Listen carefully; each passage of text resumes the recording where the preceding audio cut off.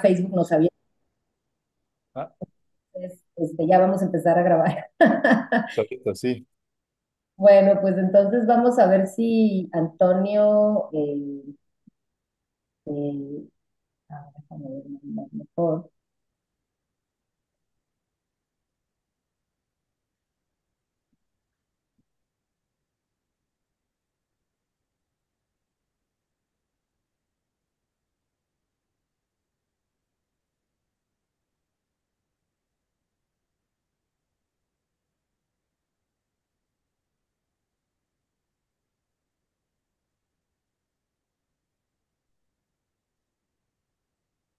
Nación de 12.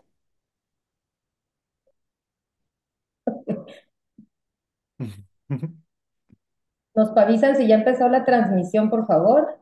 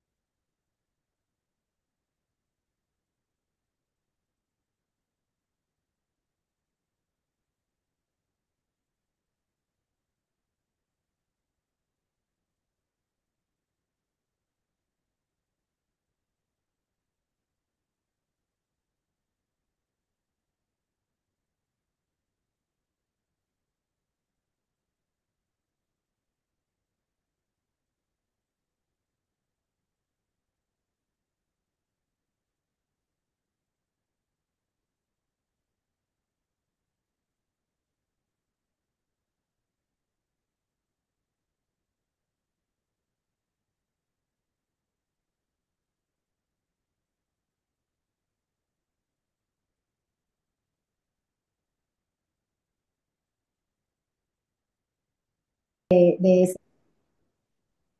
cuando una habla de estas, bueno, cuando una quiere tratar de entender eh, pues este tipo de procesos, obviamente salta a nuestras mentes pues un libro como el de Edward Said, ¿no? Con el desarrollo que hace de este concepto de orientalismo, en el que trata de explicar y, digamos, entender de manera crítica la forma en que desde Europa se han construido discursos sobre las que se han considerado alteridades radicales, llamaríamos en la antropología, ¿no? Justamente con el fin de deshumanizarlas y justificar la colonización de sus territorios. Tú ahorita hablabas justamente que en este proceso el racismo va a ser, digamos, una estructura de dominación muy importante y me gustaría que antes de que pasáramos como a otra complicidad y a otra parte de esta historia, tú nos pudieras un poco comentar alrededor de estas ideas como polarizadas, ¿no? Entre lo que es Occidente, pero lo que es Oriente también, ¿no? Es decir, cómo desde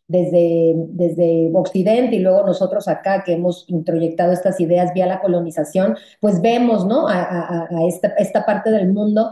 Y que también cómo juega es un papel muy importante, no nada más para pensarlas como poblaciones geográficamente muy distantes, sino también culturalmente muy distintas, ¿no? Entonces, como que abrazamos valores tan diferentes que no las seríamos incapaces, digamos, eventualmente hasta de entenderlos y por lo tanto de empatizar con ellas, ¿no? Entonces, bueno, esa cuestión, si la pudieras como comentar un poco como asociado a lo que acabas de decir, y luego ya pasaríamos a otra cosita. Claro, claro. A ver, Edward Said, además de todo, era palestino, ¿no? O sea, es enormemente importante su obra en términos conceptuales y analíticos y académicos, pero también como muestra de un análisis em, que desde la cultura nos hace ver los, las profundas raíces que esta ideología imperialista tiene más allá de los intereses geopolíticos, ¿no? A ver, él hablaba de orientalismo para referirse a una lógica de creación de, como tú dijiste, ¿no? Como de otredad, ¿no? Que tiene que ver con la deshumanización de personas que no comparten valores culturales, etcétera, etcétera, propiamente occidentales, ¿no?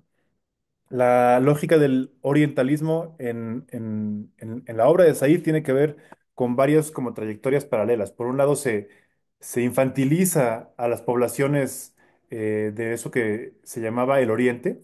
Se les ve como menores de edad, que tienen que ser tutelados, que tienen que ser cuidados, pero a la vez se les deshumaniza, se les bestializa o se les animaliza desde muchas formas, ¿no? Es a través de la sexualización, a través de la idea de que son buenos para el trabajo, pero no para lo intelectual, a través de la idea de que son inferiores en distintos sentidos. Y todo esto tiene que ver con una especie como de dimensión paralela a eso que se llama propiamente el racismo, porque no tiene una eh, como un basamento biológico, científico, entre comillas, como lo tenía el racismo del llamado darwinismo social del siglo XIX. Esto tiene que ver con otra cosa. Tiene que ver con la idea de que el Oriente es algo raro, algo extraño, que es inferior y que es peligroso además, y que debe ser dominado. Otra faceta del orientalismo es este miedo perpetuo de Occidente, por ejemplo, hacia China, ¿no?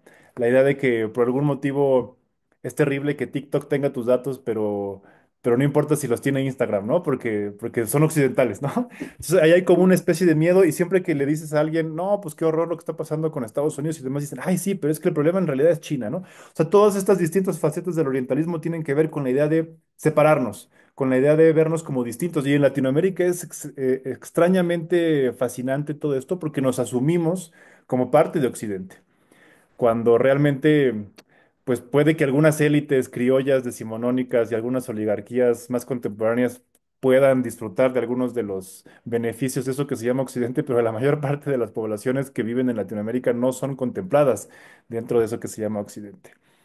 Y un paso, digamos, como que una dimensión aún más dramática de todo esto en el caso de Palestina es que el gran enemigo de Occidente desde antes de la modernidad, desde antes de este oleada imperialista que tiene que ver con el siglo XIX y el siglo XX, es el Islam. Es decir, el Islam es visto como una especie de otredad absoluta y la islamofobia es una de las bases del proyecto occidental, ya no digamos del siglo XIX y XX, sino desde las cruzadas, ¿no? Es decir, es la idea de que son totalmente y absolutamente ajenos y que además son enemigos, porque hay distintos tipos de Oriente. Porque cuando uno habla de Oriente y hablas del hinduismo y la gente que está en el rollo del New Age, pues se da como una imagen de pacifismo, de que qué buena onda y de que nos gusta el yoga y demás, cuando, bueno, o sea, es una fantasía todo esto, ¿no?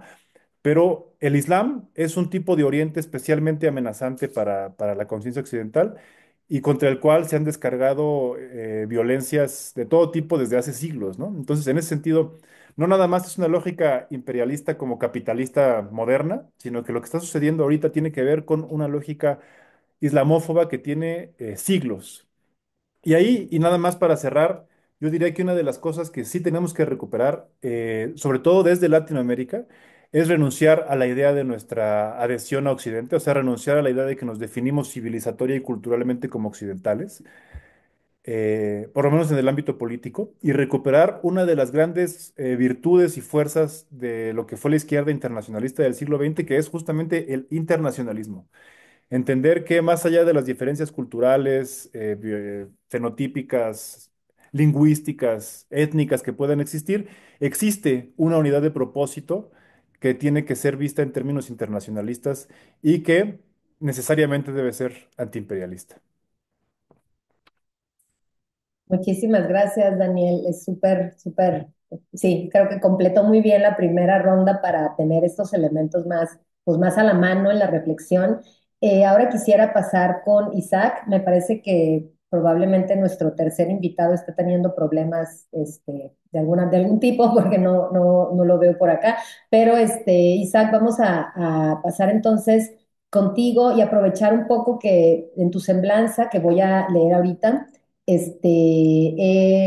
he visto que tienes pues cierto tipo de conocimiento sobre cosas que a lo mejor ahorita nos podrías también aclarar, aunque no estaba yo pensando en esta intervención, pero bueno, voy a presentarles a Isaac Martínez Monterrosas. Él es licenciado en Historia por la Universidad Nacional Autónoma en México, investigador del Observatorio Geohistórico de la Universidad Nacional de Luján. Esto es en Argentina, investigador de la Red de Materialidades, Orientalismos y Narrativas Postcoloniales de la Universidad de Buenos Aires, también en Argentina, e investigador del Seminario Permanente de Historia del Mediterráneo Antiguo de la Universidad Nacional Autónoma de México. En 2022 realizó una estancia de investigación en Buenos Aires para finalizar su tesis La diáspora judía de Palestina en la historiografía sionista. Sus líneas de investigación son el proceso fundacional de las instituciones universitarias en Palestina, el accionar político del sionismo cristiano en América Latina, es súper interesante eso, la recepción de la historia antigua de Palestina en la historiografía contemporánea y la discusión escrita de la cuestión palestina en México.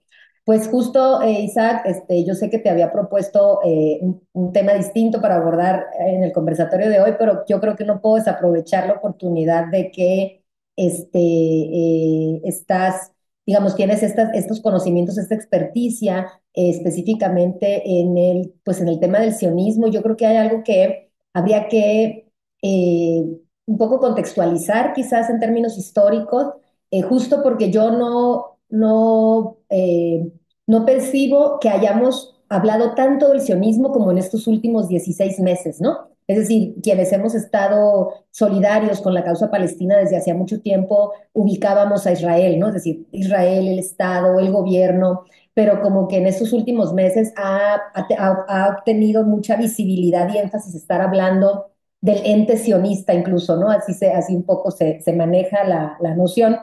Entonces sí me gustaría, aprovechando, porque yo he escuchado, parte de mis no experticias justamente son alrededor de estos temas, pero yo he escuchado, por ejemplo, que el sionismo pues es una ideología que surge de judíos que estaban en Europa, ¿no? Es decir, de estas poblaciones, colectividades judías que vivían en Europa, y entonces de ahí surge esta ideología que ahora está detrás en buena medida pues digamos, de la política que el Estado de Israel implementa contra la población palestina. Entonces yo creo que sí es importante conocer un poco algunos rasgos para, primero, entender la importancia que tiene hablar a lo mejor de sionismo, es decir, pienso que políticamente parece que está siendo muy importante reconocer y reivindicar que hay una suerte como de estructura de dominación sionista, ¿no? Que está justa, que va más allá de la propia, digamos, estructura estatal, ¿no? De Israel.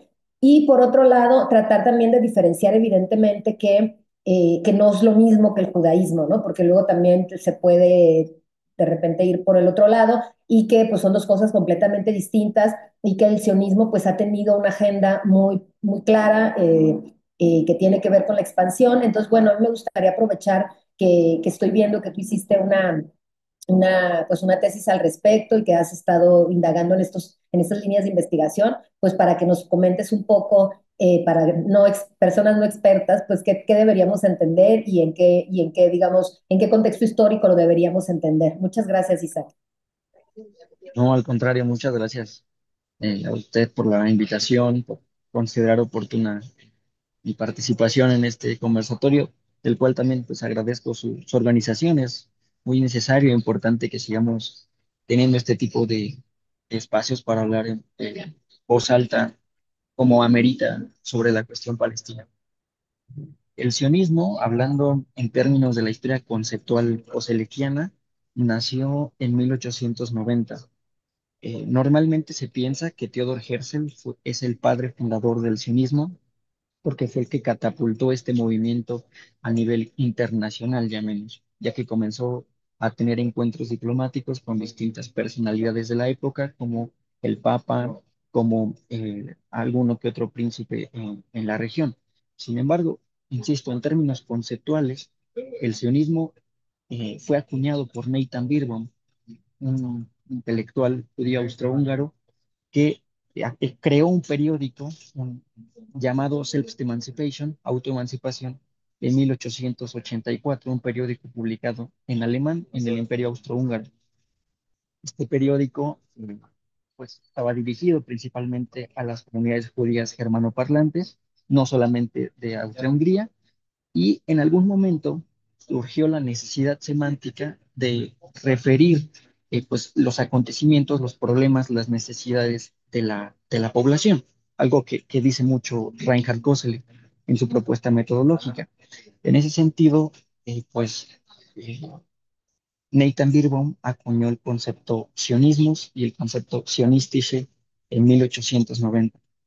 En mayo de 1890, para ser concretos, en las páginas de este periódico podemos rastrear las primeras menciones de estos conceptos y se refieren precisamente a eso, un movimiento nacional judío incipiente que busca reconstruir, porque así lo llaman, un Estado judío en alguna parte del mundo. Todavía no era la opción principal Palestina para reconstruir pues, su Estado. Había otras propuestas. Este nacionalismo incipiente pronto derivó en un colonialismo, como lo llama Ilan Pappé, ya que al decidir construir una nación, un Estado en un territorio habitado, pues era necesario despojar a la población nativa de sus territorios. Es por ello que, pues, tenemos que el caso de Palestina, así como el de otros, como el de Argentina, en Siberia, etcétera, es un colonialismo de colonos, un colonialismo de asentamiento, como suele ser llamado, no ese colonialismo tradicional que conocemos. Ahora, es importante destacar que desde los comienzos mismos del sionismo hay una tendencia muy clara a asociarse con Occidente y con la defensa de los valores occidentales. El 2 de febrero de 1896, Theodor Herzl publicó su texto Die Lösung des Judenproblems, que se puede traducir como la solución del problema judío. Poco después lo cambió por Der Judenstaat, etcétera, que sería el Estado judío, una solución moderna del problema judío. Y en alguna parte de su texto hay un párrafo que titula Palestina o Argentina. Y ese párrafo lo dedica a debatir muy brevemente cuál debe ser el lugar idóneo para establecer nuestro Estado. La inolvidable patria histórica, Palestina, como así lo llama, o Argentina, que por el siglo XIX era uno de los países más ricos, no solo de América, sino del mundo. Él en ese párrafo inserta una frase fundamental para nuestro entendimiento del problema en Palestina. Y abro cita. Para Europa, formaríamos allí un baluarte contra el Asia. Estaríamos al servicio de los puestos de avanzada de la cultura contra la barbarie. En tanto que Estado neutral, mantendremos relación con toda Europa, que tendrá que garantizar nuestra existencia. Es decir, que estos intelectuales sionistas, como el caso ahora escrito de Theodor Herzl, se asumían ellos mismos como los portadores de la modernidad y de la civilización europea, como el límite de Occidente en muchos sentidos. Así que desde los comienzos mismos de este movimiento colonial, podemos observar una tendencia eurocéntrica y orientalista de Medio Oriente, de Palestina en particular. Un pasaje muy interesante y que conecta muy bien con este de Herzl, lo encontramos en el informe Campbell-Bannerman de 1907. El informe fue realizado por el entonces primer ministro británico Henry Campbell Bannerman en ese año, aunque este informe se mantuvo en secreto hasta 2007. En este informe se señala la unidad de los pueblos llamados árabes que controlaban grandes extensiones de territorios y recursos en la zona, así como el dominio de las intersecciones de las rutas del mundo. Este informe destaca que en esas tierras pues, se había dado la cuna de las civilizaciones y las religiones humanas, que había pues una unidad muy interesante que difícilmente iba a poder hacer vencida. Abro citas.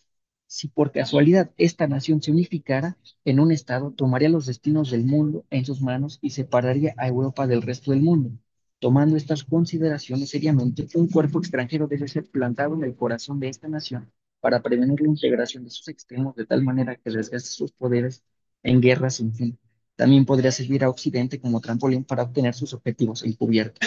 Entonces, aquí observamos que la conjunción de los intereses nacionalistas, colonialistas del sionismo con los intereses civilizadores, modernistas de Europa y de Occidente en general. Es por ello que inmediatamente Occidente, a través de Gran Bretaña, de Francia, de Alemania, de Estados Unidos, pues vieron en Israel ese cuerpo extraño que podía causar división, que podía causar eh, pues una defensa de sus intereses en el Medio Oriente. Eso lo observamos también en el caso ahora de Siria, esta Siria post-Assad, post partido basista, pues nos habla precisamente de la oportunidad que estaban buscando para tener injerencia en las. Algo que añadiría a todo esto, y pasando al caso de Estados Unidos, es que normalmente se piensa que el injerencismo estadounidense comenzó pues con la Primera Guerra Mundial. Sin embargo, podríamos decir en muchos sentidos que Estados Unidos ha tenido una posición clara al respecto desde el comienzo de su historia. Por ejemplo, el primer vicepresidente, segundo presidente de los Estados Unidos, John Adams, le escribió una carta a Mordecai Manuel Noah en 1819. Mordecai Manuel Noah fue cónsul de Estados Unidos de origen judío en Riga, actual Letonia, entonces Imperio Ruso, en 1813. Eh, en esa carta, un fragmento muy ilustrativo dice: me gustaría que estuvieras a la cabeza de 100,000 israelitas y marcharas con ellos a Judea y conquistaras ese país y restauraras el dominio de su nación, porque realmente deseo que los judíos vuelvan a ser una nación independiente en Judea. Y esta es una carta de 1819, lo cual nos habla ya de la posición, de la opinión que tenían sobre Palestina, sobre los judíos en ese momento. Ahora, en términos políticos, el primer posicionamiento, digamos, a mi parecer, más contundente de Estados Unidos hacia Medio Oriente, hacia Palestina, sucedió en 1844, cuando Warder Cresson fue nombrado como el primer cónsul de Estados Unidos en la Palestina otomana. Warder Cresson nunca ejerció como cónsul porque cuando todavía se trasladaba en barco a Palestina, su cargo fue revertido. Así que el primer cónsul que ejerció fue John Warren Gorham de 1858 a 1860. Muy similar, William Tanner Young fue nombrado el primer vicecónsul británico en Palestina entre 1839 y 1841. Posteriormente, del 41 al 45, ejerció como cónsul.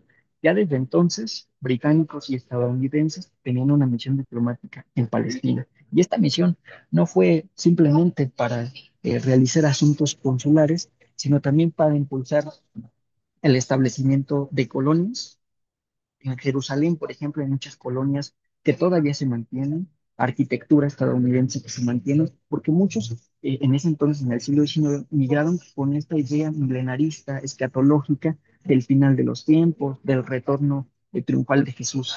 Entonces, muchos decían: necesito viajar a esta tierra santa para estar más cerca del retorno, para estar más cerca del elegido.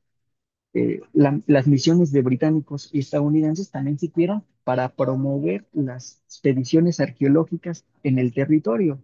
De ahí que, por ejemplo, en la década del 60 fuera fundada la Palestine Exploration Fund, el Fondo para la Exploración de Palestina, que no solamente buscaba antigüedades, piezas arqueológicas y redescubrir el pasado bíblico eh, del territorio, sino que también buscaba mapear el lugar para colonizarlo de alguna manera. Entonces, en ese sentido, insisto, hay que ver que Estados Unidos, que Occidente, ha tenido presencia mucho antes incluso de la Primera Guerra Mundial, cuando fue inventado el Medio Oriente como lo conocemos hoy en día. Y lo que quiero dejar claro, ya con esto cierro, es que la invención del Medio Oriente tras la Primera Guerra Mundial, pues se conjuntó muy bien con los ideales, con los intereses del sionismo, porque unos querían un territorio para colonizar y los otros querían a un estado extraño con el cual tener presencia e injerencia en un territorio rico, vasto en recursos. en intereses geopolíticos. Muchísimas gracias, Isaac. Dejas más de ir explorando un poco esta relación entre sí, eh, realmente el impacto que ha tenido esto pues en la población palestina. Ya tenemos aquí en nuestra sala a Antonio Basayote Marín. No sé si nos escuchas bien, Antonio. Sí, perdonadme. Sí, es que perdón, vi Charlene, vi el correo de ayer y me decía que era claro, a mi hora era a las 8 de la tarde y me conectaba por eso hace poco, pensaba que era a las 8. Ah, ¿cuántas horas? Yo pensé que estábamos a 8 horas de distancia entre México y Sevilla. Sí, no sé, yo es que leí el email ayer y ponía a las 8 de aquí, entonces lo he consultado ahora el email y lo he visto, pero bueno, eh, lo- Son los malos entendidos de los usos horarios que una no termina. sí. Según yo estábamos a 8 horas de diferencia. Pero bueno, Antonio, te voy a presentar. Muchas gracias por conectarte a la sala Zoom y estamos aquí con Daniel Kent y con Isaac Martínez, que ya hicieron una primera introducción a esta primera ronda. Te voy a presentar, Antonio, y después te voy a pasar la palabra. Antonio es máster en Relaciones Internacionales y doctor en Interculturalidad y Mundo Árabe Islámico, especializado en la historia de Palestina e Israel y en el análisis de conflictos en Oriente Medio. En la actualidad es profesor de estudios árabes e islámicos en la Universidad de Sevilla. Ha realizado diversas estancias de investigación y voluntariado en proyectos de incidencia política en Palestina y tiene diversas publicaciones, entre la que destaca pues Paraíso Usurpado, El sionismo y el pueblo palestino, que ha ganado un premio muy importante, el premio Yasser Arafat, que instituyó la Asociación Europea de Cooperación con Palestina. Tiene otros textos que tienen que ver con la cuestión israelí y bueno, y también ha publicado sobre pues la cuestión palestina, Israel, el sionismo y el neosionismo, y colabora como especialista con agencias de noticias como TRT World y otros medios de comunicación del Estado español. Pues Antonio, muchísimas gracias. Ahorita, pues un poco la intención de esta conversación ha sido poder hablar alrededor de cuáles son las responsabilidades, las complicidades que identificamos que Occidente tiene, los poderes occidentales tienen, pues no solo en los últimos 16 meses de intensificación de la política de limpieza étnica que ha instalado el Estado de Israel, digamos, no solo en los últimos 16 meses, sino a lo largo de toda la historia, como lo hemos estado viendo con Daniel y con Isaac, pues eso es un proceso de larga duración, un proyecto que tiene antecedentes pues de siglos, podríamos decir, y que pues evidentemente nos tiene aquí contando una barbarie que no hemos podido detener y que pagan con sus vidas pues miles de personas como parte de, pues, de un proceso que, pues, genocida que pues vemos con estupor sin que haya, parece ser poder humano, ¿no? Que pueda detenerlo. En tu caso, Antonio, yo había pensado en que nos hablaras un poco más en relación a podríamos decir, como a las responsabilidades digamos, de los países occidentales. Bueno, específicamente había pensado yo en el desarrollo del sionismo, el apoyo que ha tenido, las complicidades que podemos identificar. Ahorita Isaac ya nos hizo también un recuento un poco más histórico, ¿no? Sobre cómo surge, dónde surge, pero a lo mejor podríamos pensar en ti para pensar más en términos quizá contemporáneos, ¿no? Es decir,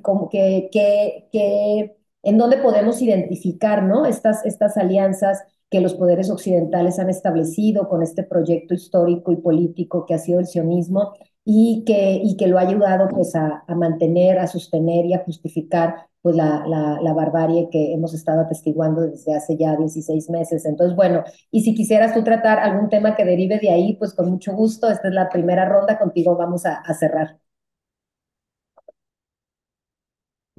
Bueno, muchas gracias ante todo y insisto, disculpa, lamento, como bien decías, el malentendido horario porque, bueno, he podido escuchar a Isaac y me hubiera gustado poder escuchar a todos, claro. Y además, pues, pues bueno, disfrutar, aprender y por supuesto, contribuir en la medida que es posible. En este caso, gracias a vosotros, por organizar siempre, en este caso, un conversatorio, espacios que sirvan para visibilizar a Palestina, porque desde luego estamos viendo cómo estos 16 meses a los que aluden, ¿no? de genocidio, eh, parece bueno, que solo salen a la luz o aparecen, digamos, en la agenda mediática cuando interesa, ¿no? Cuando se habla pues, de los rehenes israelíes, pero no importa si se trata de rehenes secuestrados palestinos o si se destroza y se bombardea, por ejemplo, Jenin en Cisjordania, ¿no? Como es el caso que está ocurriendo ahora mismo. Así que muchas gracias e insisto, es muy importante todo este tipo de actividades. Mm, yo, bueno, claro, podríamos hablar de muchísimas cosas, como bien tú decías.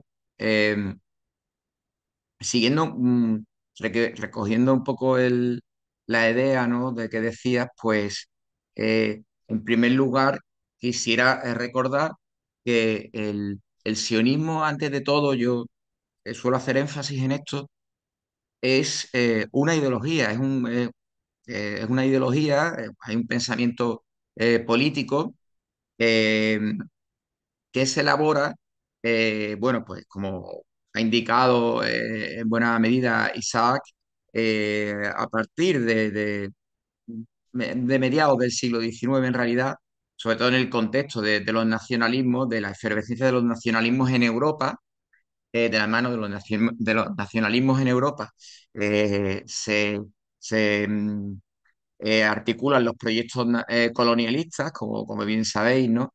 Y, y claro, en ese contexto y especialmente influido por el pangermanismo, se van desarrollando el corpus de ideas y principios del sionismo, por lo cual siempre es importante tener en cuenta que el sionismo es una ideología ante todo. Luego, es verdad que en virtud de las circunstancias políticas y efectivamente gracias a apoyos de estados, sobre todo europeos, en primer lugar, siempre nos vamos a Estados Unidos, pero efectivamente hay que tener en cuenta eh, la complicidad y el apoyo, el sustento que ha tenido esa ideología que pudo, en base a la cual se articuló un movimiento político y social, el sionismo, movimiento primero, como digo, ideología, luego un movimiento político-social, que acaba siendo sobre el terreno, una vez se articula el proyecto colonial, un colonialismo, como bien ha dicho Isaac, y supongo que quizás también Daniel, bueno, lo habéis comentado, efectivamente es un colonialismo clarísimo de asentamiento, ¿no? De expulsión, de eliminación de la población nativa, de sustitución, un modelo de colonialismo, colonización blanca, es decir, como queramos, normalmente la propuesta, el paradigma es el de colonialismo de asentamiento. Eh, Ahí ya sobre el terreno se articula además un movimiento político, social,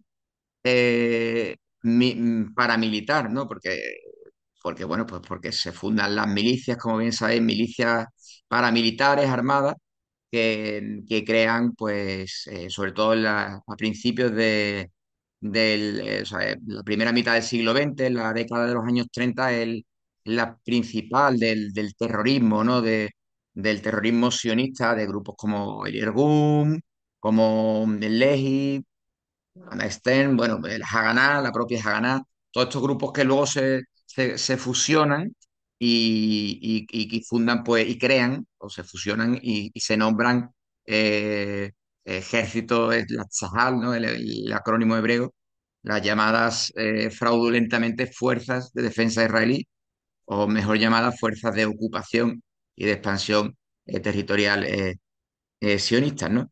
Bien, en la articulación de ese movimiento político y, en primer lugar, pues, el desarrollo de esas ideas, es importante lo de tener en cuenta que es una ideología, porque, claro, porque eh, las ideologías suelen tener un programa de acción. La función social de las ideologías, como, bueno, han estudiado muchos sociólogos, ¿no? Eh, Tiene luego un programa de acción, y el programa de acción sionista es clarísimo: la obtención en propiedad de la mayor parte de Palestina, con la menor parte de población autóctona, ya sea cristiana, musulmana, budista, que no, por decir algo.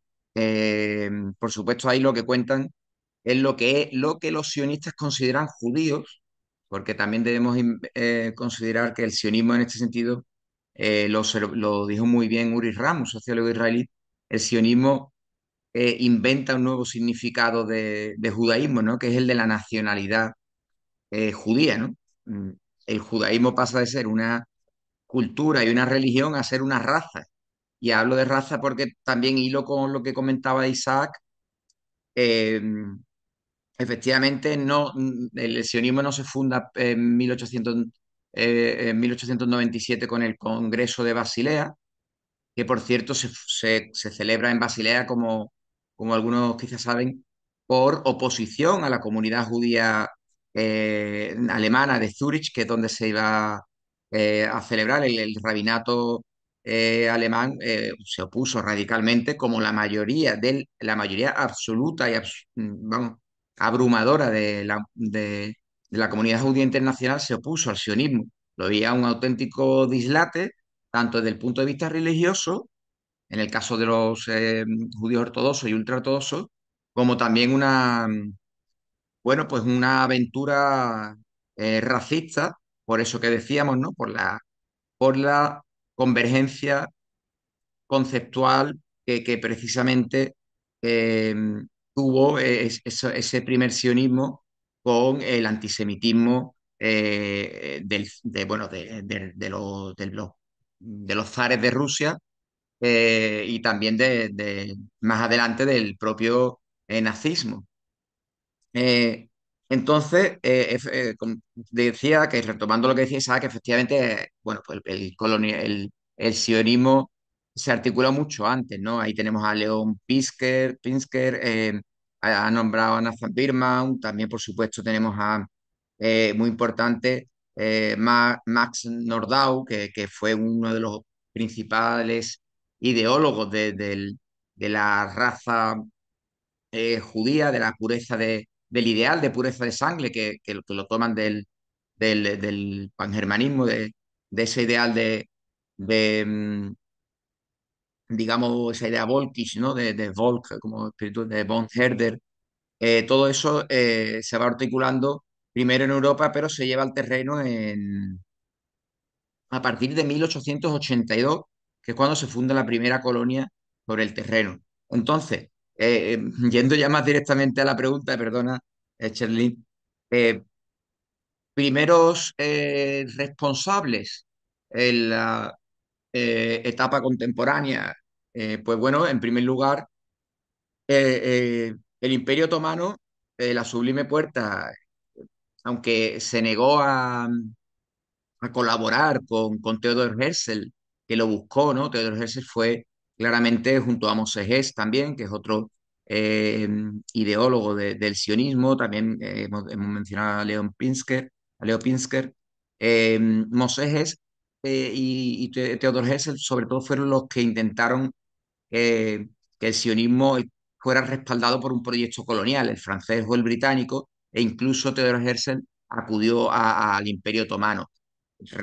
Fue rechazado, pero a pesar de ello, el Imperio Otomano permitió, pues, la creación de las primeras colonias.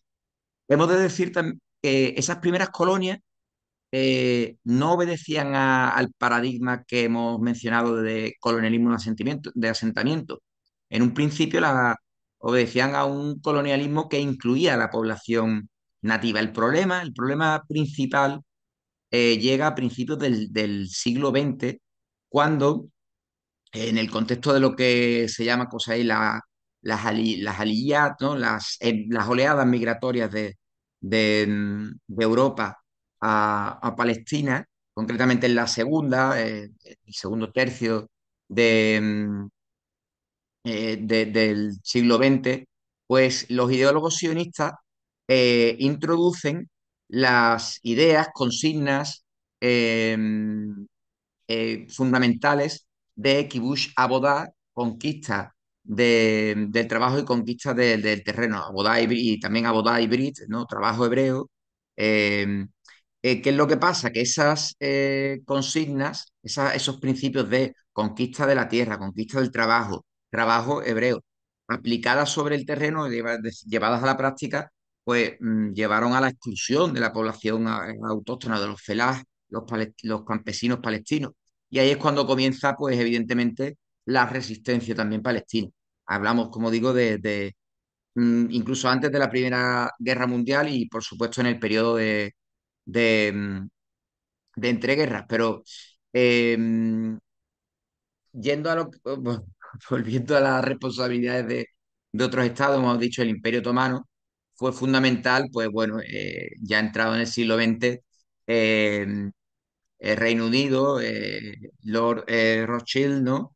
Eh, perdón, la declaración, la famosa, también, ¿no? Pero la famosa declaración Balfour, o sea, como el ministro de Asuntos Exteriores británico se permite el ceder a una tercera parte otro territorio, ¿no? Eso es de todas maneras, Gran Bretaña ahí jugó evidentemente una doble baza muy peligrosa bueno, que a la postre resultó funesta, ¿no? Que fue prometer a los árabes ayudarles, ¿no? Dice, hablando en líneas generales, en términos generales, grosso modo, por una parte a los árabes les prometió que les ayudarían para la independencia, si luchaban con ellos contra el Imperio Otomano, pero a la misma vez se, eh, se firmó esa declaración Balfour que los sionistas la utilizaron como, bueno, pues como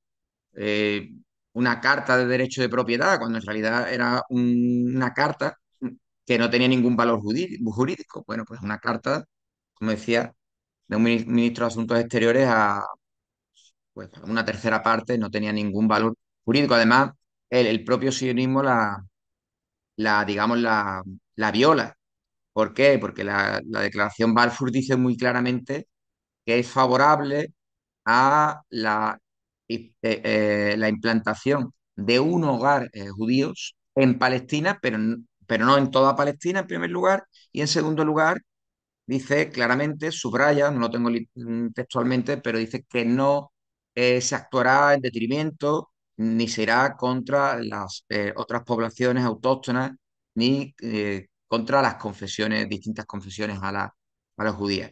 Entonces, hemos dicho que el Imperio Otomano deja un poco hacia la vista gorda a esos primeros asentamientos, luego Gran Bretaña y por supuesto, eh, después de, bueno, pues en vísperas de la Segunda Guerra Mundial, es fundamental, pues realmente es que hay organizaciones, estaba pensando en estados que colaboran, pero es que realmente el sionismo tuvo agencias, digamos, paraestatales, ¿no?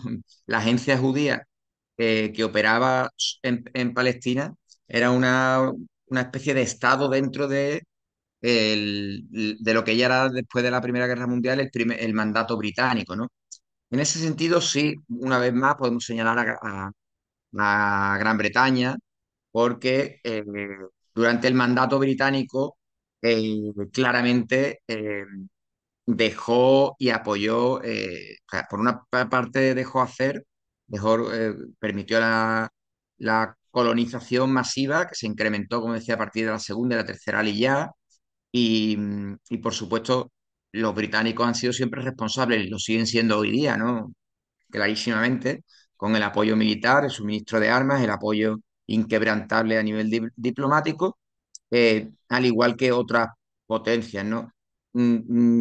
Por ir terminando, cuando llegamos bueno, a la difícil, como decíamos, ¿no? En los años 30 está la situación bastante complicada desde el punto de vista de la violencia, ¿no? Inglaterra se quiere quitar de en medio, ¿no? Y se deja a, a, mm, a la Organización de Naciones Unidas la decisión, eh, pues cuando se plantea en noviembre de 1947 eh, por la Asamblea la partición, ahí están teniendo responsabilidad muchos de estos estados, pero principalmente Gran Bretaña y Estados Unidos, que son los que están presionando a los países satélites, ¿no? Y tenemos que pensar que en esa época había muy pocos estados, no es como ahora que hay casi 200 estados-nación en la ONU. En aquel momento eran muy pocos, entonces, eh, pues bueno, pues fueron principalmente Estados Unidos y Gran Bretaña. También hemos de decir que el primero en apoyar, el primero que acudió corriendo a reconocer a Israel fue la URSS, paradójicamente, o no paradójicamente. Eh, en ese contexto de Guerra Fría que empezó a germinar y que se empezaba a gestar tras la Segunda Guerra Mundial, eh, se creaba artificialmente, mediante la violencia, se imponía por la fuerza un Estado en Oriente Medio, en una zona que, como sabemos de sobra, rica en materias primas, en petróleo, en gas natural, pues Rusia y Estados Unidos, primero fue Rusia, pero luego poco a poco, sobre todo a partir de la Guerra de los Seis Días, eh, Israel fue virando, digamos, hacia Estados Unidos y ahí, sobre todo a partir de los años 60, es cuando se forja esa alianza ya eh, tan, tan, tan fuerte y que a día de hoy sigue siendo el principal problema, la alianza férrea de Estados Unidos e Israel e Estados Unidos. Y ya yendo hoy día, y ya sí que termino, lamentablemente eh, Israel cuenta con otros apoyos muy, muy fuertes que son primordiales. Yo diría que, que detrás de Estados Unidos y por delante de los apoyos que tiene la Unión Europea, pese a que Italia y Alemania, no sé, no recuerdo el orden, no sé si Estados Unidos, por supuesto, es el primer exportador y el primero en armar a Israel, pero no sé si el segundo es Alemania o Italia, creo que es el segundo Alemania y luego Italia.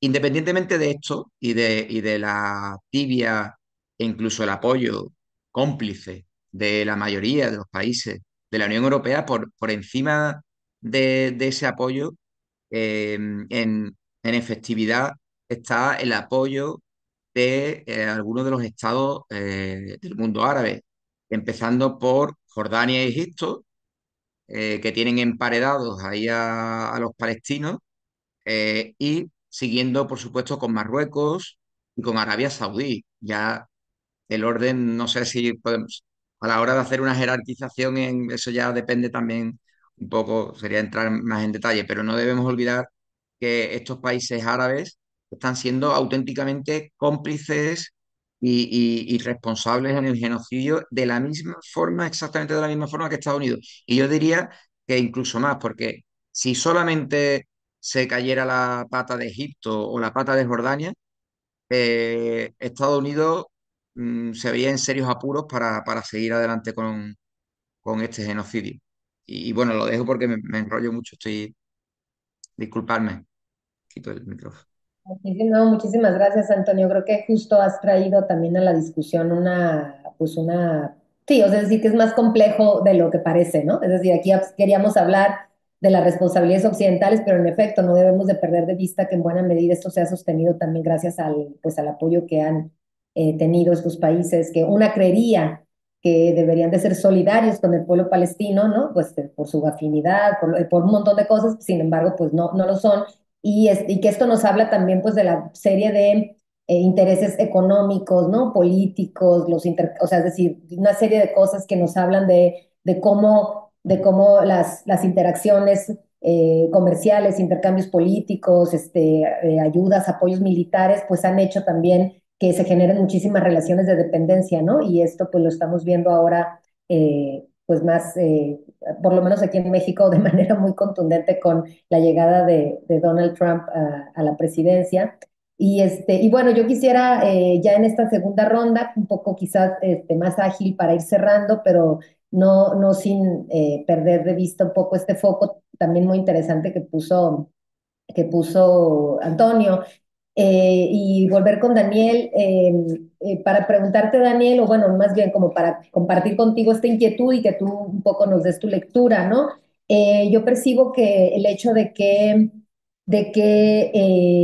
sea posible ver en tiempo real un genocidio, pues evidentemente en el siglo XXI nos está diciendo mucho sobre el estado de cosas o del contexto eh, en el que no podemos no dejar de ver como la no sé si la legitimación, pero sí la llegada y un poco como la simpatía que generan políticas, agendas y discursos de ultraderecha, ¿no? Me da la impresión de que para Israel haya sido posible mantener esta masacre todo este tiempo, pues evidentemente tiene que ver con todo este apoyo, ¿no? Militar, histórico que ha tenido, etcétera, digamos, la serie, digamos, de agendas que hay detrás de él que lo sostienen, pero también la crisis de los organismos internacionales y su capacidad de actuar, ¿no? Pues por el bien colectivo. Pero el otro también creo que tiene que ver con esta suerte de pensamiento o forma de ver el mundo que surge de las ultraderechas, con todo lo que esto implica justamente en discursos de odio, en construcción de la otredad como enemiga o enemigo, ¿no?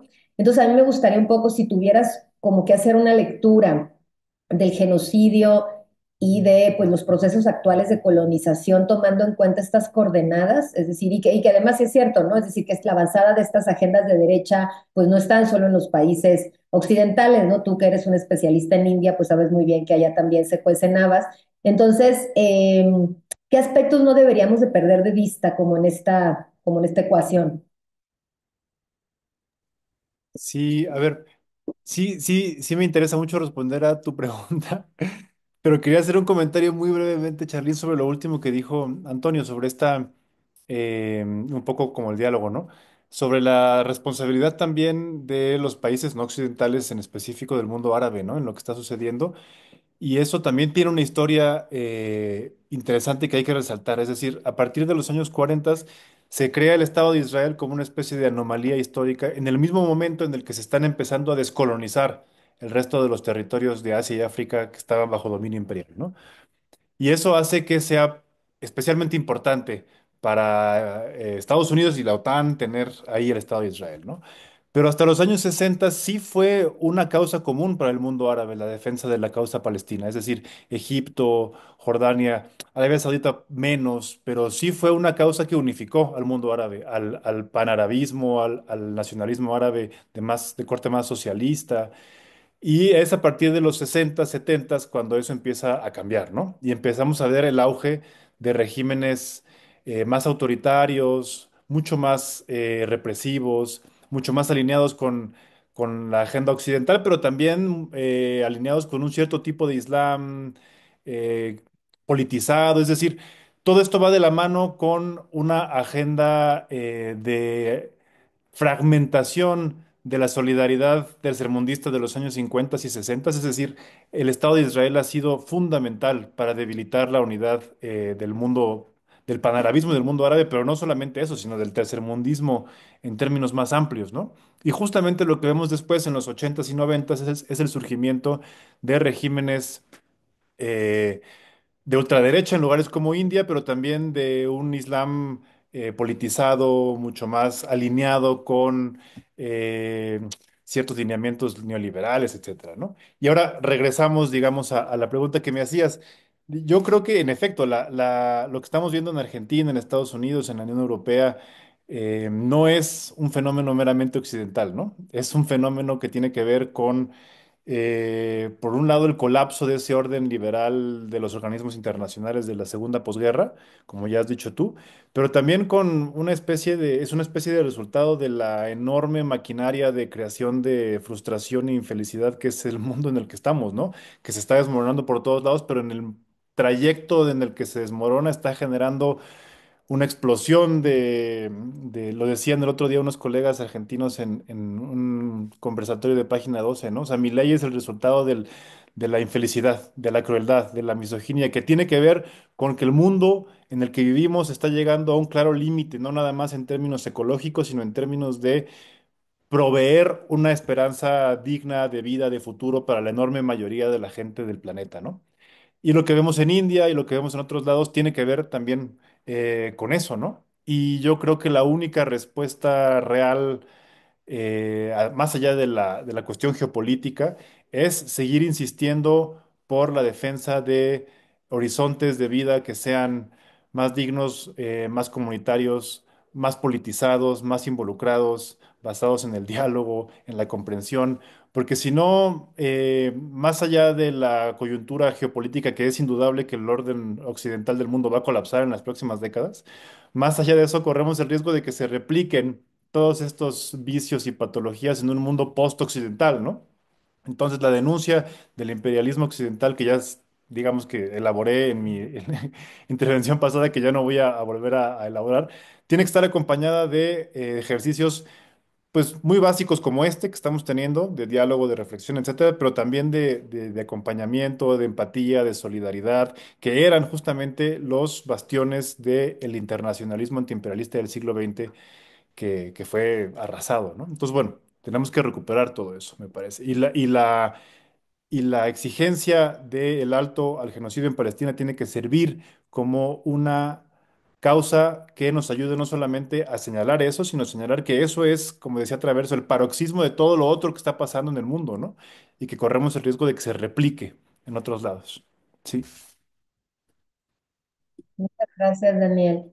Isaac, yo también quisiera aprovechar que tú eres parte del movimiento BDS. Para quienes no conocen el movimiento BDS, BDS es el movimiento de boicot, desinversión y sanciones, y que justo desde ahí ustedes han hecho una lectura muy amplia y muy fina también, que ubica justamente cómo se dan estas inversiones, este apoyo se transfiere, digamos, este apoyo económico que alimenta, digamos, la industria armamentista en Israel y pues que hace posible que sea uno de los países, pues que se habla, punta de lanza, ¿no? En desarrollo tecnológico para la guerra. Entonces me gustaría un poco que nos hablaras de lo que el movimiento identifica como, digamos, problemáticas importantes a tener en cuenta y también cómo podemos eventualmente apoyar pues las acciones digamos, las campañas y las acciones que ustedes hacen, pues para llamar la atención sobre esta relación, este vínculo y esta responsabilidad compartida en el genocidio que tienen, pues, los países que ayudan a Israel y el propio ente sionista. Muchas gracias, Isaac. Adelante. Sí, gracias. Antes de responder la pregunta, voy a complementar un poco lo que decía antes y también para sumar a lo que decían los compañeros. eh, Observamos en Medio Oriente en los últimos años, en las últimas décadas, lo que se ha llamado la ejecución del caos controlado. Occidente provoca el caos y después elige las formas y los tiempos para controlarlo.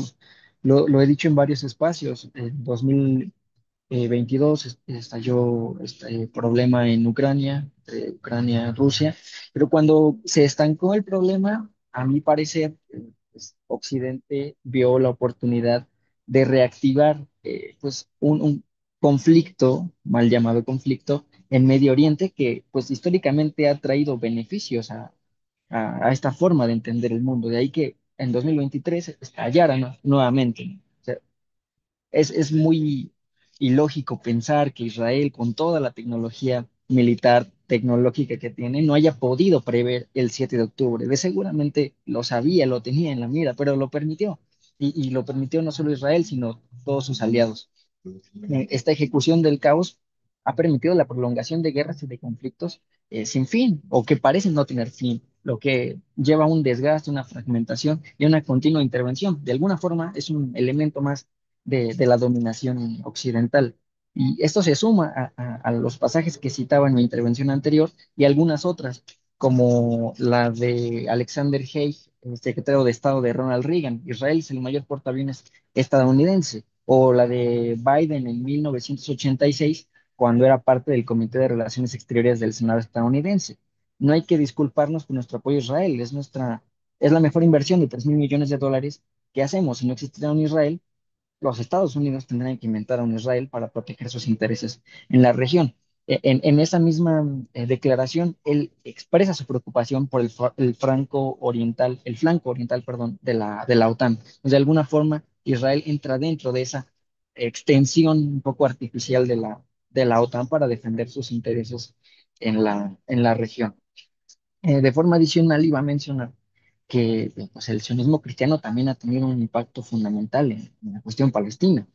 Benjamín Netanyahu en 2019, en una reunión con los líderes del Friends of Zion Museum, el Museo Amigos de Sion en Jerusalén ocupada, declaró: no creo que el Estado judío y el sionismo moderno hubieran sido posibles sin el sionismo cristiano. A través de los años, muchos cristianos no solo creyeron en la promesa, sino que también estuvieron dispuestos a dar la vida por ella. Su sacrificio ha contribuido a quién y qué somos hoy como nación. Si bien el sionismo cristiano sigue siendo poco estudiado, tiene pocos años que comenzó a ser analizado en las ciencias sociales, podemos decir que el primer sionista cristiano de la historia, a mi parecer, fue el capellán anglicano William Henry Hegler, a finales del siglo XIX. Él fue llamado así por el mismo considerado fundador oficial, Theodor Herzl, en 1896. Él, en el periódico Die Welt, El Mundo, publicó una entrada llamada Los cristianos ante la cuestión judía. Y él decía: como cristiano también creo en el movimiento nacional judío llamado sionismo, porque según la Biblia y según los profetas, un Estado judío debe surgir.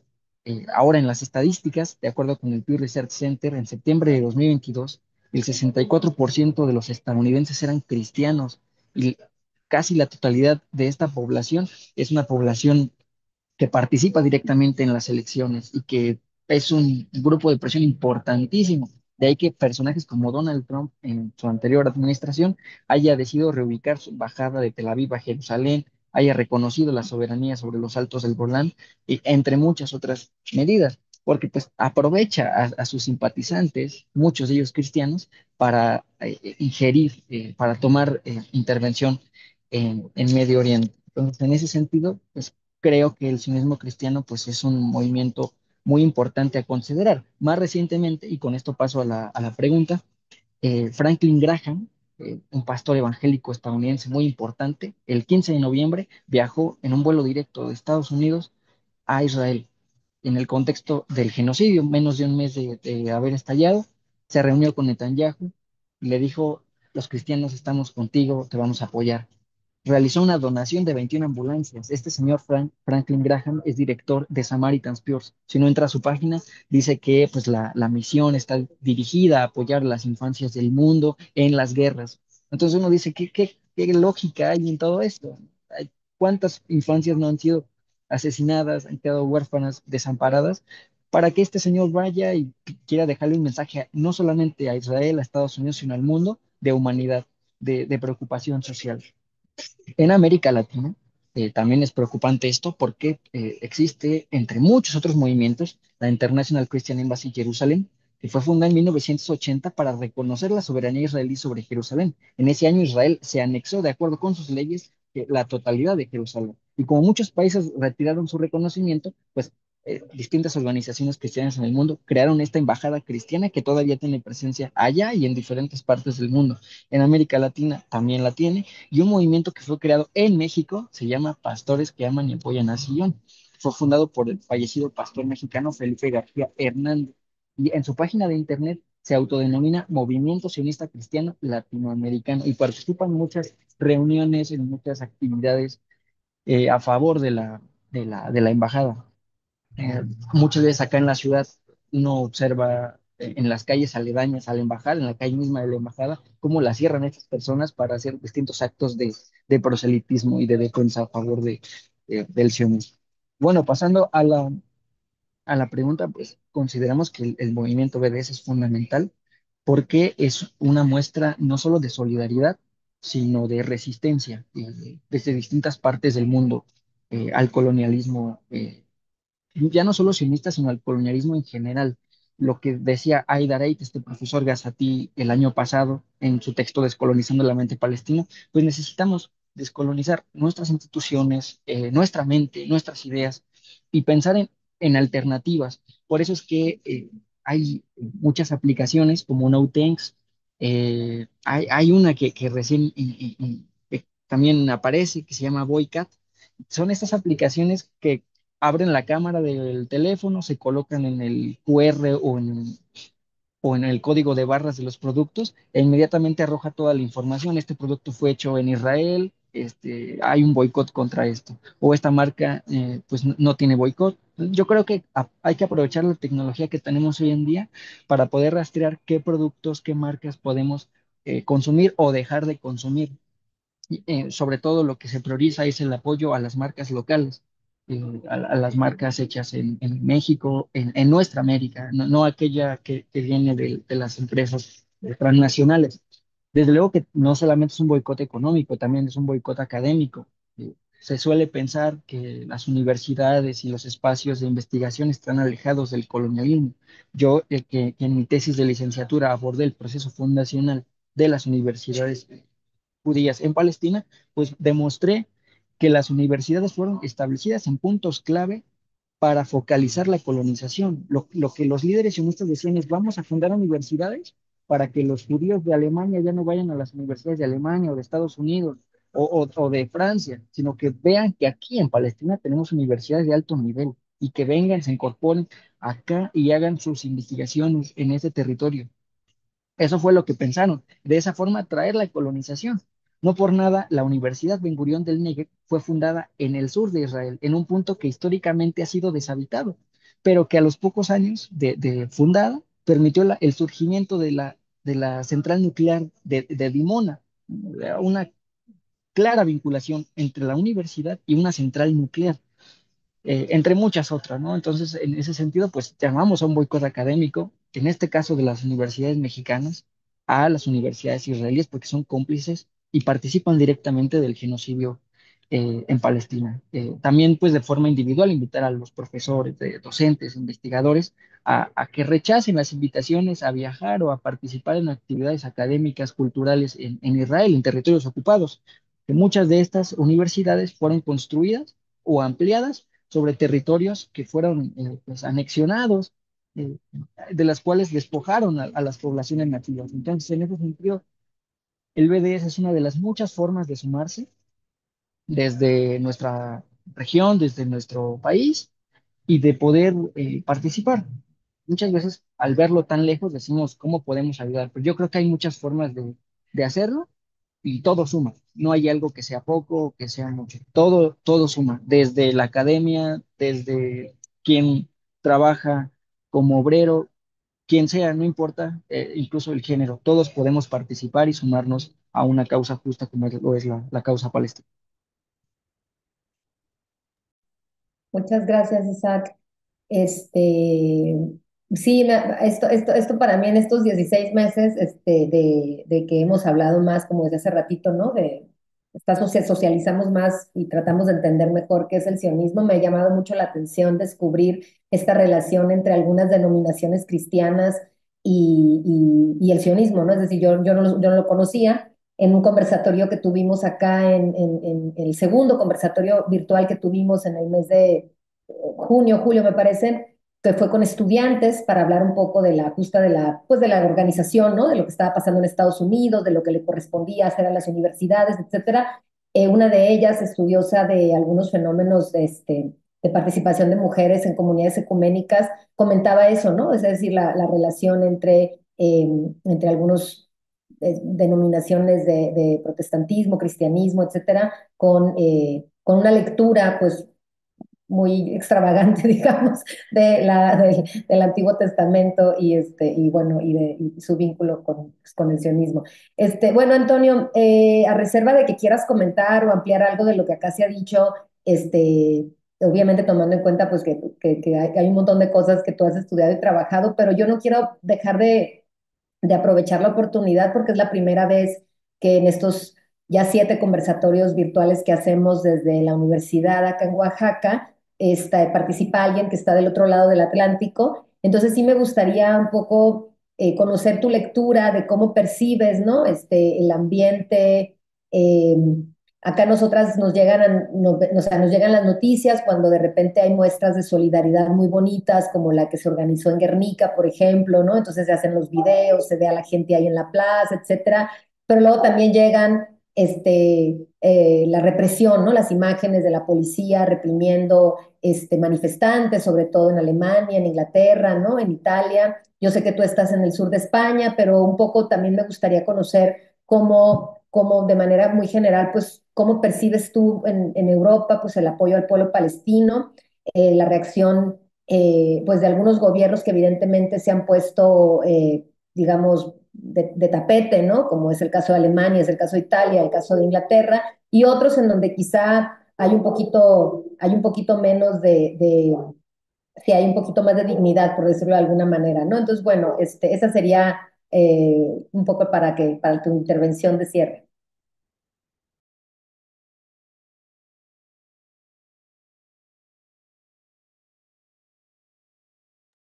Solo tu micrófono, eso.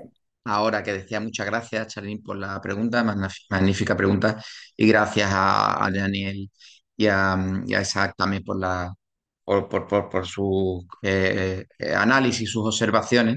Eh, sí, antes de responder, bueno, solamente, bueno, totalmente de acuerdo con lo que comentaba la observación que hacía Daniel Kant, ¿no? Por la necesidad de intentar, de intentar, no, de recuperar, tenemos que recuperar sí o sí ese internacionalismo, esa solidaridad internacional, cooperación, solidaridad frente al individualismo y la competencia o la competitividad salvaje que fomenta el neoliberalismo y, bueno, y estas formas, como bien hablabais, ¿no? De la nueva extrema derecha. Y a colación, precisamente, hablando de nueva extrema derecha y de sionismo cristiano, sí, se me viene a la cabeza pues, bueno, una cosa, el máximo, creo yo, representante que ha sido de ese sionismo cristiano y que tiene, digamos, ciertos elementos similares o que comparten con la nueva extrema derecha en Europa. Me refiero al expresidente de Brasil, Bolsonaro, ¿no? Y el Bolsonaro ha sido un máximo exponente de ese sionismo cristiano. Efectivamente, fue el primer líder, primer presidente o primer ministro, eh, máximo gobernante de un estado que visitaba Jerusalén ocupada, concretamente la ciudad Jerusalén Este, que es zona, como sabéis, Palestina, la ciudad vieja yendo al llamado muro occidental, que los sionistas reclaman como si fuera el muro occidental del antiguo templo, ¿no? Fue allí a rezar, bueno, se reforzaron las relaciones y efectivamente el sionismo cristiano, bueno, desde el siglo XVIII fue, de hecho, el primer sionismo fue cristiano antes que entre comillas, judío, ¿no? Porque de hecho el sionismo, como bien explican, eh, entre otros, pues bueno, sociólogos de Israel, pero el propio Ilan Pappé lo sintetiza, digamos, ¿cómo diría yo? La secularización, porque realmente lo que el sionismo hace es secularizar y nacionalizar el judaísmo, es decir, eh, pervierte el judaísmo, utiliza el judaísmo para una finalidad política, ¿no? Eso siempre lo digo yo, digo, el judaísmo es, el sionismo, perdón, es al judaísmo lo mismo que el islam político o el fundamentalismo islámico al islam, es decir, es una instrumentalización eh, política de la religión, pues con una finalidad eh, efectivamente política. En este caso ya sabemos cuál es la finalidad del sionismo. Y el sionismo cristiano, cronológicamente, es anterior y decía judío entre comillas, porque los pioneros del sionismo son precisamente todos laicos e incluso ateos. Y me refería a Ilan Pappé en el sentido que dice que dice, los sionistas los sionistas no creen en Dios, pero creen que Dios les prometió la tierra, ¿no? Esa paradoja es muy ilustrativa de lo que es el sionismo, la ideología sionista. Y en cuanto al sionismo cristiano, hay una cosa que es llamativa, ¿no? Principalmente, bueno, principalmente son evangelistas. Claro, los evangelistas comparten con el sionismo y especialmente con el neosionismo la, la visión mesiánica, la visión, perdón, apocalíptica del fin de los días y la llegada del Mesías para establecer el reino de Israel, ¿no? Entonces, los neosionistas a partir de 1967, que es cuando comienza la colonización interna, es decir, la colonización de Gaza, Cisjordania y Jerusalén es para, para salvar la paradoja para salvar la contradicción bueno, no podemos crear un Estado de Israel. Esto va contra la Torá, contra el Talmud, va contra los principios religiosos del judaísmo. Pues digamos, salvaron esta contradicción diciendo, bueno, en realidad esta guerra, la guerra de los 6 días, como fue tan apabullante, ¿no? Razonaban, argumentaban, puede que sea un signo de Dios, un signo divino, y por tanto, para apresurar la redención de la tierra y la llegada para apresurar la llegada de ese reino de Israel, vamos a colonizar la tierra. Y eso es lo que hacen los neosionistas, ¿no? El movimiento colono que en el gobierno de Israel está muy bien representado en Bezalel Smotrich, el ministro de Finanzas, y en el ministro de Seguridad Nacional, el otro lunático extremista, Ben Gvir, ¿no?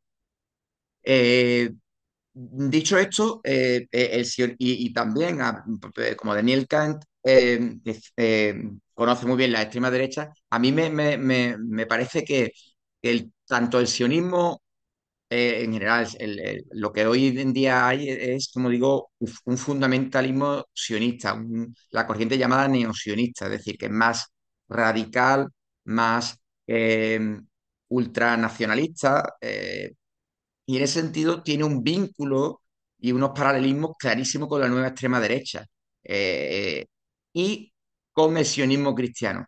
El sionismo cristiano y el neosionismo y la nueva extrema derecha, estos tres ideologías y movimientos también políticos, tienen un vínculo que afecta evidentemente a Palestina en común, eh, que es dentro del odio a la diversidad, dentro del racismo, concretamente como racismo cultural, la islamofobia. La islamofobia yo creo que es el nuevo vínculo o común, a nivel ideológico hablo, claro, digamos geoestratégicamente y geopolíticamente hay otros vínculos y otras estrategias, otros intereses en común. Pero me parece muy interesante eso, que tengamos en cuenta la islamofobia y que tenemos que luchar contra el racismo, por supuesto, en todas sus formas y concretamente en este caso contra la islamofobia.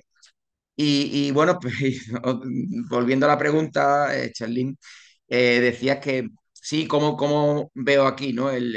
La cuestión. Pues por suerte, yo creo que, bueno, que el movimiento, que aquí la solidaridad con Palestina sigue vigente, sigue activa, que cada vez estamos, yo diría, cada vez hay más sensibilización, a pesar de que también hay mucha desconexión moral, ¿no? Hay una inopia que a veces bueno, pues demasiado, duele mucho, ¿no? Duele ver, por una parte, a gente que pasa como bien decía, pues se ponen de perfil, miran por otro lado, ¿no? Y desconectan moralmente de un genocidio televisado, ¿no? Es realmente espeluznante ver esa parte.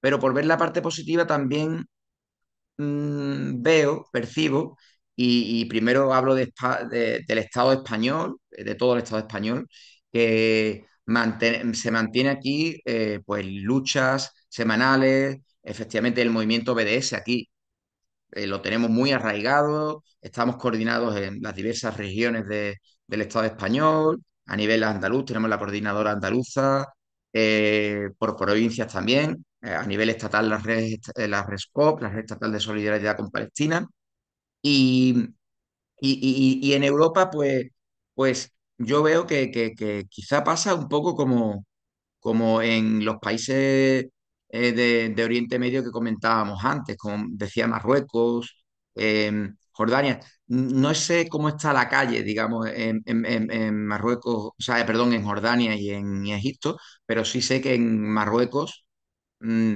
al contrario, que el gobierno o que la monarquía, ¿no?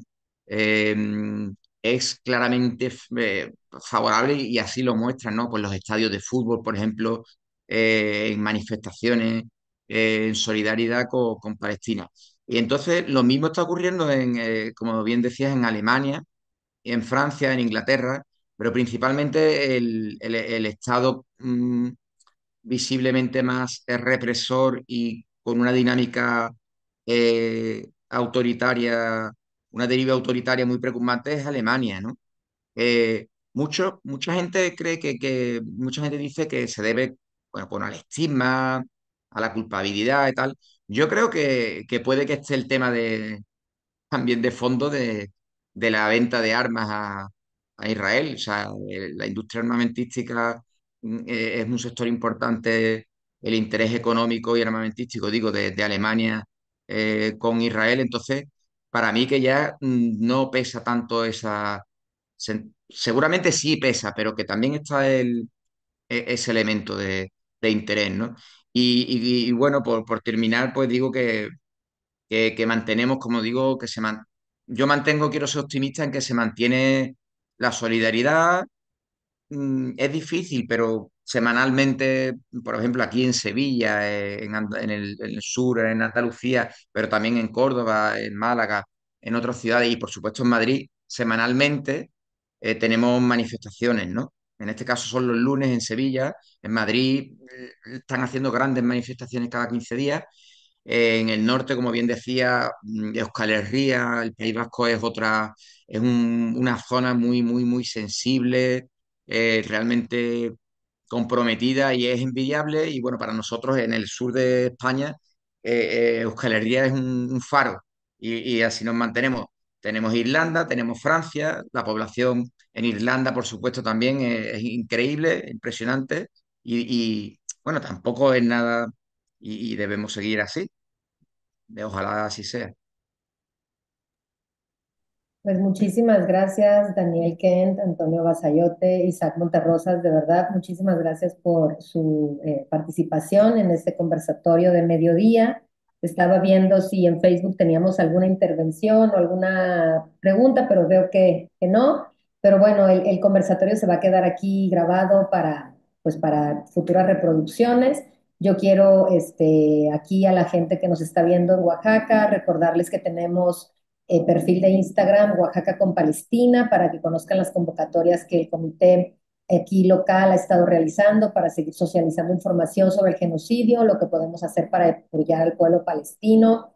Y también seguimos en el registro de firmas que estamos realizando para respaldar la iniciativa ciudadana que exigirá al gobierno de México romper relaciones con el gobierno de Israel. Entonces, bueno, seguimos en eso también. En unos días más estarán circulando invitaciones para eventos que también se van a realizar aquí en Oaxaca. El 19 de febrero, el CIESAS Pacífico Sur va a realizar un par de cine debates y el 16 de febrero se va a presentar la obra de teatro El miedo de los invasores a la memoria, una puesta en escena sobre la colonización en Palestina, escrita y actuada por el actor Ben Rivers, que estará viniendo a hacer esto a Oaxaca. Me parece que también se presenta la obra en la Ciudad de México el 10 de febrero.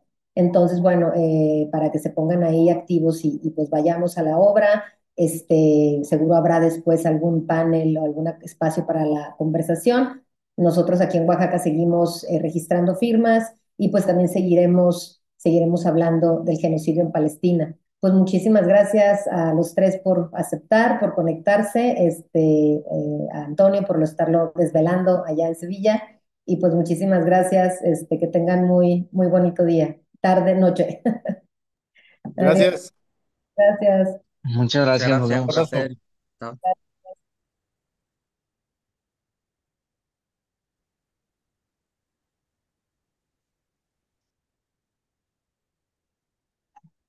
Bueno, listo, ya estamos.